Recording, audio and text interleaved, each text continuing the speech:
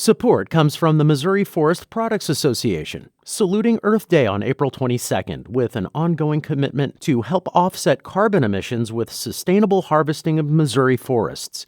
Details at choosewood.com. From St. Louis Public Radio, this is St. Louis on the Air. I'm Alex Hoyer.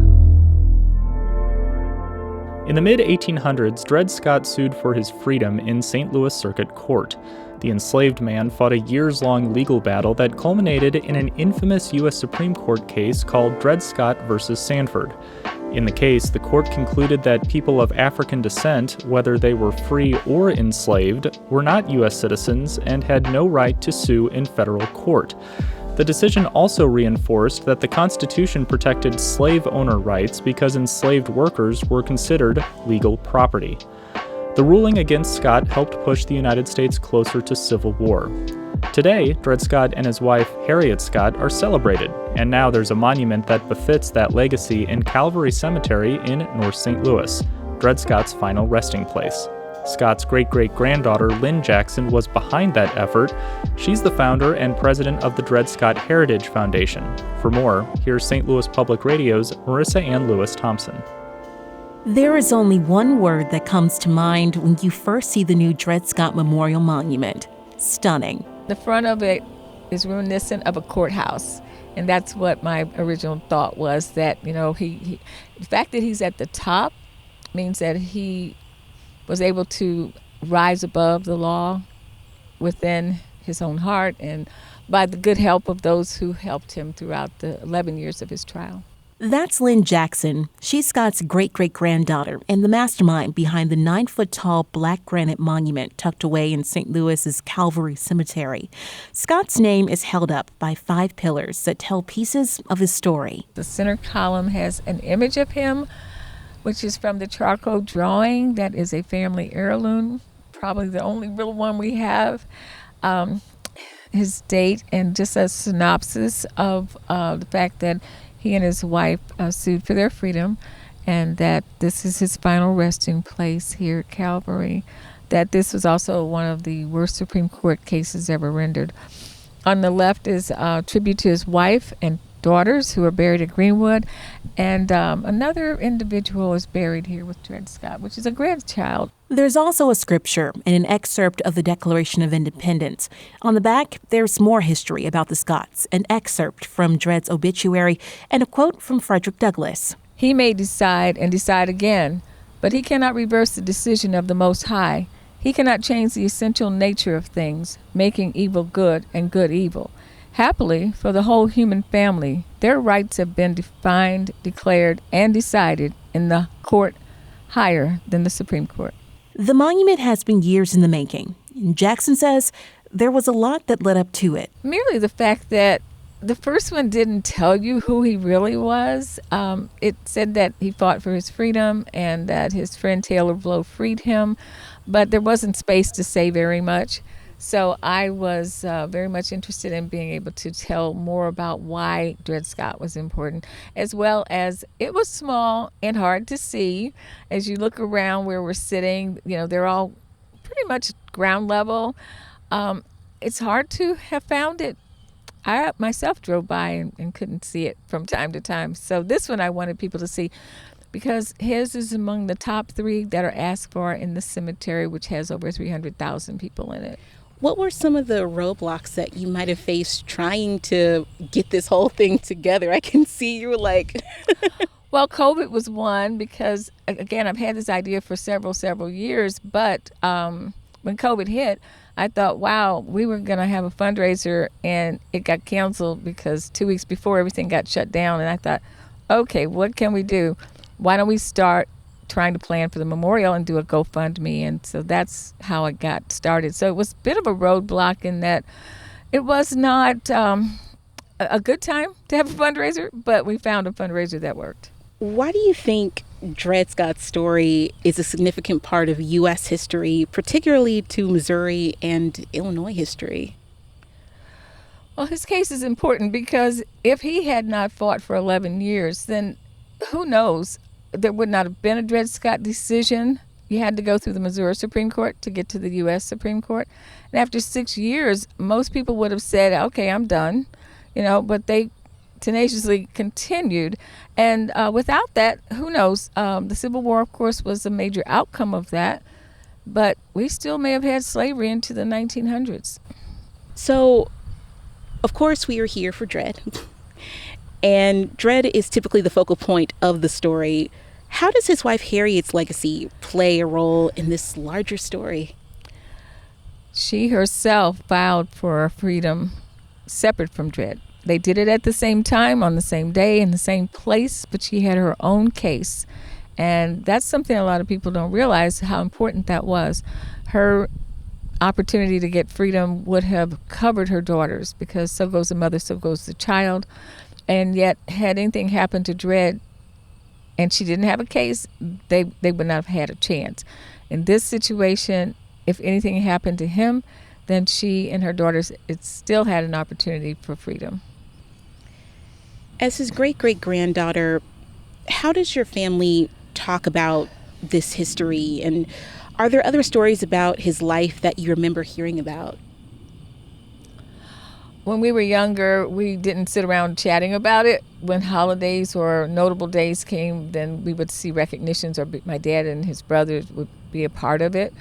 But over the years, things changed. They were born in the 20s, and they had to live through times when blacks weren't given much credence. So now it's a lot easier for us to talk about our history, and I just felt inspired to make that happen.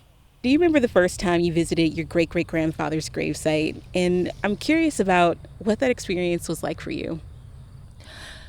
I don't really remember the first time I visited, but there's a picture of the first time. And the first time, there was no headstone there, but we were being shown where he was buried, which is right here where we're sitting.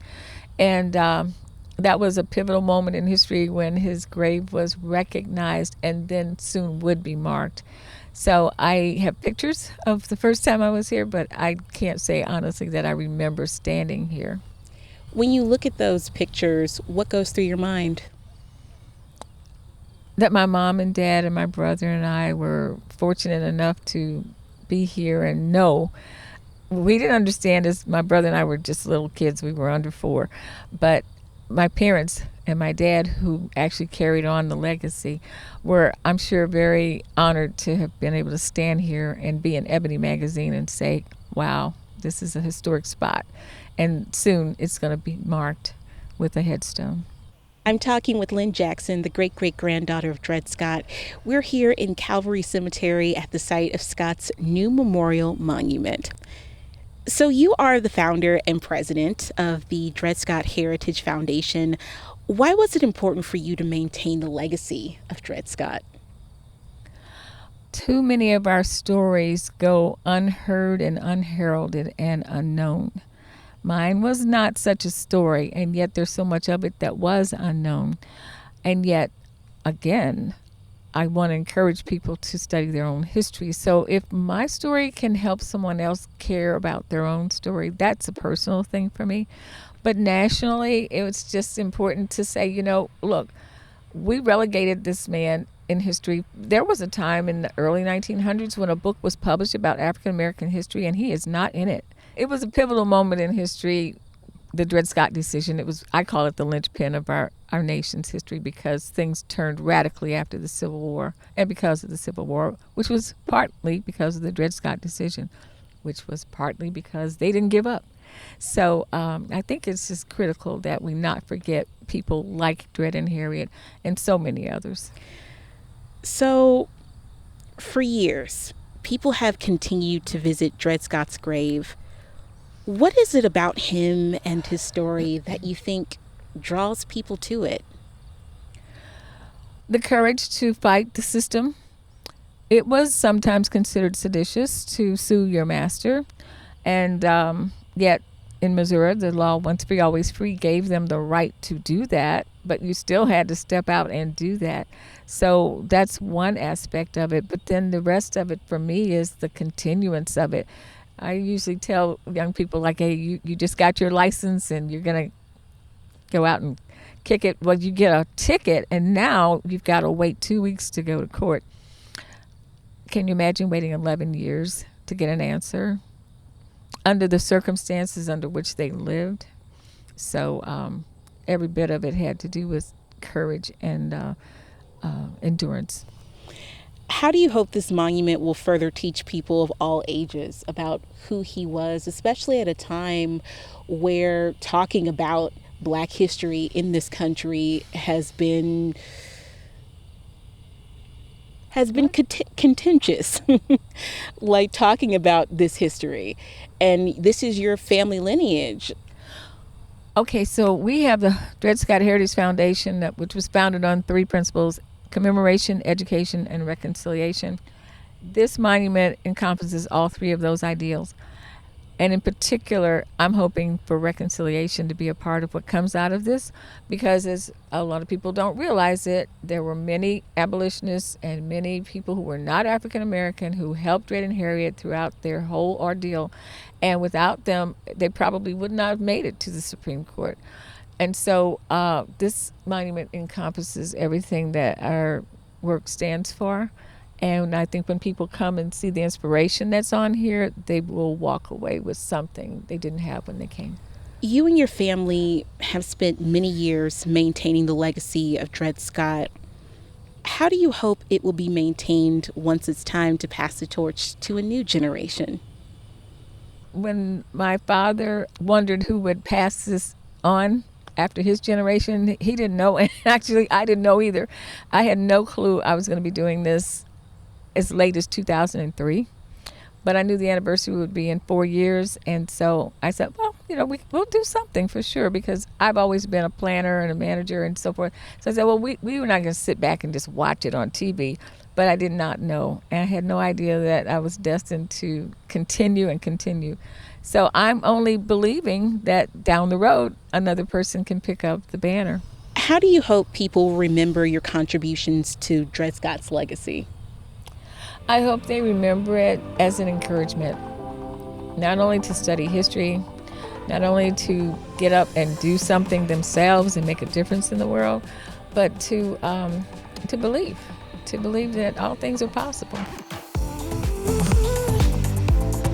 Thank you so much for sharing this moment with me. I appreciate it. You're very welcome. Thank you. That was Lynne Jackson, founder and president of the Dred Scott Heritage Foundation and the Scott's great-great-granddaughter, in conversation with St. Louis Public Radio's Marissanne Lewis-Thompson.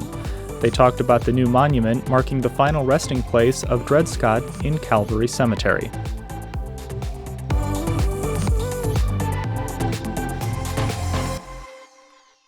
St. Louis Public Radio is a member-supported service of the University of Missouri-St. Louis. Support comes from the Missouri Forest Products Association, saluting Earth Day on April 22nd with an ongoing commitment to help offset carbon emissions with sustainable harvesting of Missouri forests. Details at choosewood.com.